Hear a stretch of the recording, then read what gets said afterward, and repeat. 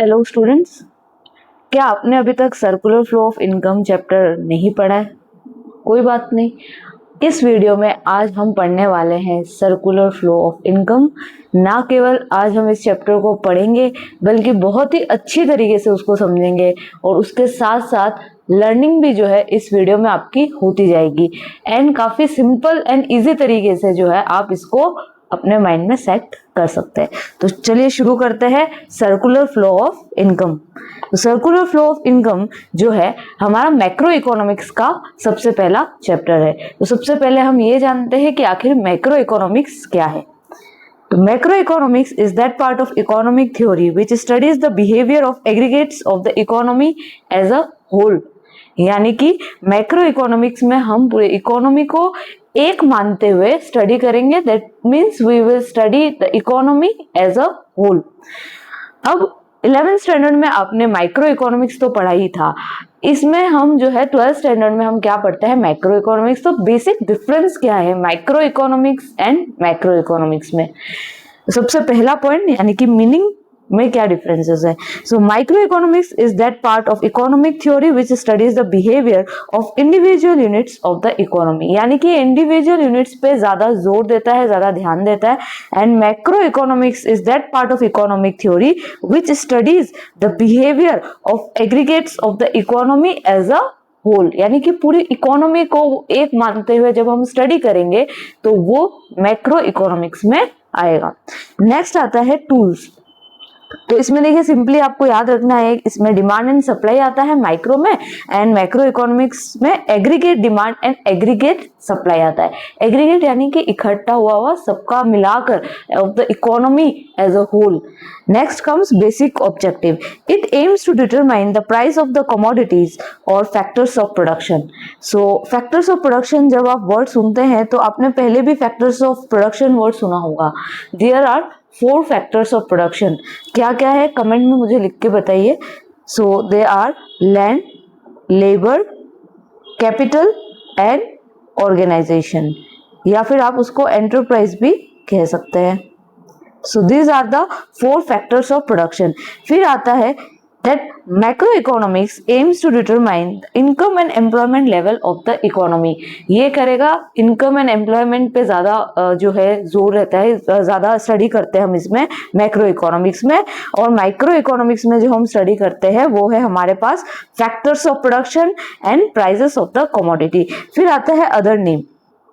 सो microeconomics का दूसरा नाम क्या है? माइक्रो इकोनॉमिक्स को हम क्या कह सकते हैं? We also call it as price theory. And macro economics को हम क्या कह सकते हैं? मैक्रो इकोनॉमिक्स को हम कह सकते हैं income and employment theory. It is also known as income and employment theory. Next आता है हमारे पास सर्कुलर फ्लो ऑफ इनकम। यानी कि जो चैप्टर है, इस चैप्टर के जो वर्ड्स है इनका मीनिंग क्या है? What is the meaning of circular flow of income? क्या इनकम यहाँ पर सर्कुलर तरीके से फ्लो कर रही है? तो कैसे कर रही है? तो देखिए, it refers to the cycle of generation of income in the production process, its distribution among the factors of production, and finally its circulation from households to the firm in the form of consumption expenditure on goods and services produced by them। इसको समझने के लिए मैं एक छोटा सा example ले लेती हूँ। फर्म्स को जो है वो हम मान लेते हैं कि हमारे पास एक क्या है, फैक्ट्री है जहां पर हमारे गुड्स जो है वो प्रोड्यूस हो रहे हैं, और इसी फैक्ट्री में काम करने वाले हमारे कुछ क्या है, वर्कर्स हैं जो काम कर रहे हैं। अब फैक्ट्री में जब ये वर्कर्स काम करेंगे तो फैक्ट्री इनको देगी पेमेंट, और फिर ये वर्कर्स जो है अपना जो भी इनको पेमेंट या वेजेस जो भी मिल रहे हैं उसको वापस से ही क्या करेंगे, अपने कुछ गुड्स को कंज्यूम करने के लिए जब वो एक्सपेंसेस करेंगे तो वही पैसा वापस घूम के कहाँ चले जाएगा, उन फैक्ट्री वालों के पास। तो इस प्रोसेस में क्या होता है, जो इनकम है वो एक सर्कुलर फ्लो में जा रही है। तो देखिए इसका इसके अंदर जो है सर्कुलर फ्लो जो है उसके 3 फेजेस जो है हमें पढ़ना है। सबसे पहला आता है generation phase, then distribution phase and disposition phase. तो एक एक करके समझते हैं। सबसे पहले जनरेशन फेज। जनरेशन फेज में हम ये देखते हैं गुड्स एंड सर्विसेज को प्रोड्यूस करना ही जनरेशन फेज में आता है। इन this phase a firm produces goods and services with the help of factor services, with the help of factor services। ठीक है। नेक्स्ट आता है डिस्ट्रीब्यूशन। तो in this phase it involves the flow of factor income, rent, wages, interest and profit from the firms to the household. तो 4 factors of production जैसे मैंने आपको बताया, land, labour, capital and organisation. तो यहाँ पर देखिए, लैंड के लिए हमें रेंट देना पड़ता है, लेबर के लिए हमें वेजेस देनी पड़ती है, कैपिटल के लिए हमें इंटरेस्ट देना पड़ रहा है, एंड देन प्रॉफिट ऑर्गेनाइजेशन के लिए। समझ रहे हैं आप? 4 फैक्टर्स ऑफ प्रोडक्शन के रेस्पेक्टिवली आएगा rent, wages, interest and profit. Then comes disposition phase. तो ये जो हमारे फैक्टर्स ऑफ प्रोडक्शन को जो इनकम जनरेट होती है, उनको जो पैसे मिल रहे हैं काम करने से, वो उसी पैसे को, उसी को वापस से क्या करेंगे, उन फैक्ट्री वालों को, उन फर्म वालों को क्या करेंगे, पे करेंगे for their consumption of goods. So उसे हम बोलेंगे disposition phase. So in this phase income received by the factors of production spent on the goods and services produced by the firm. बहुत ही इजीली आपको ये समझ आ चुका होगा। नेक्स्ट आता है हमारे पास, ये देखिए, इसमें आप अच्छे से और समझ सकते हैं इसको कि प्रोडक्शन फेज को जनरेशन ऑफ इनकम फेज कहा गया है, इनकम फेज को distribution of income, and lastly expenditure phase को डिस्पोजिशन ऑफ इनकम। तो जनरेशन फेज का आपने समझ ही लिया होगा कि किस तरीके से ये काम करता है। Generation phase production phase, then distribution income phase and disposition expenditure phase.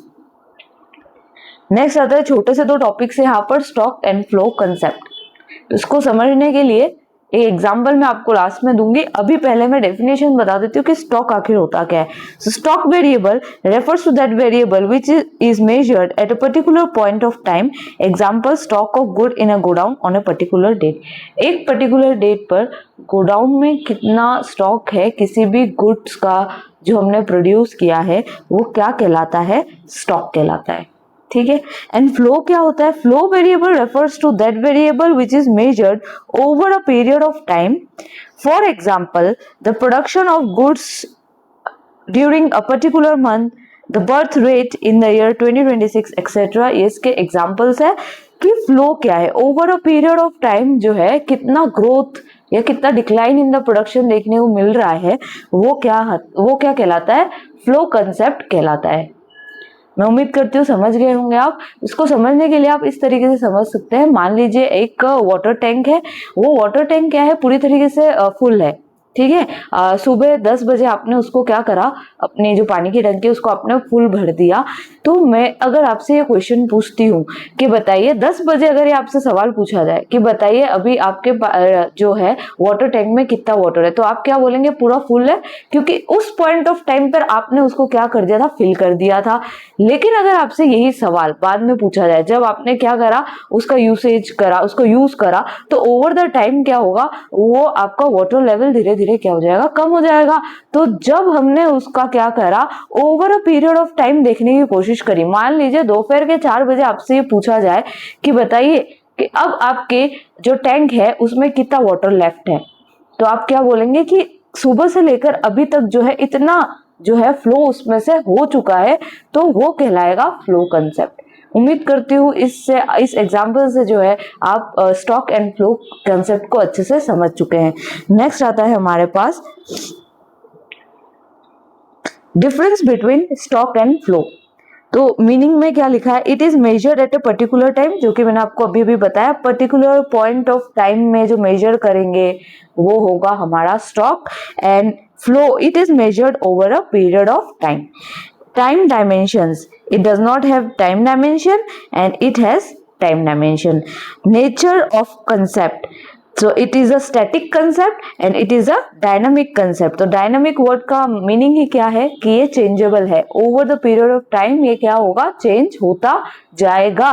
Next आता है examples, so population of India, and इसका example में हम ले सकते हैं हमारी national income।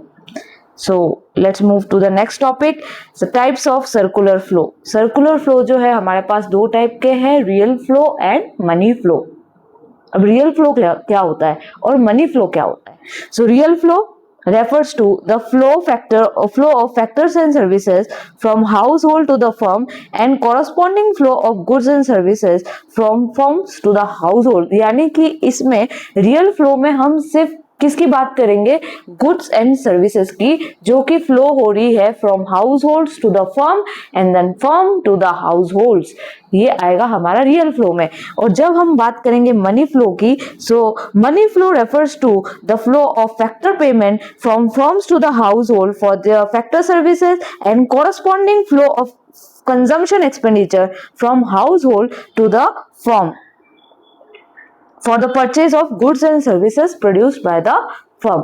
इसमें देखिए आपने यहाँ पर कहीं पर भी जो है गुड्स एंड सर्विसेज की बात नहीं की गई है। यहाँ पर क्या कहा गया आपको कि ये किसका फ्लो है? मनी का फ्लो है।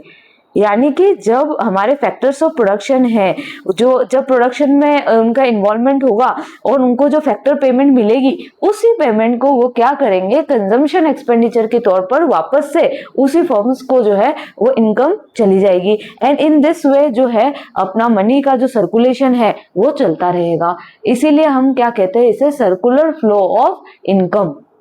सो चैप्टर को पूरा जो नेम है वो सेटिस्फाई कर रहा है। आपको समझ आ चुका होगा कि इसका नाम इसलिए क्यों रखा गया है, that it is known as the circular flow of income.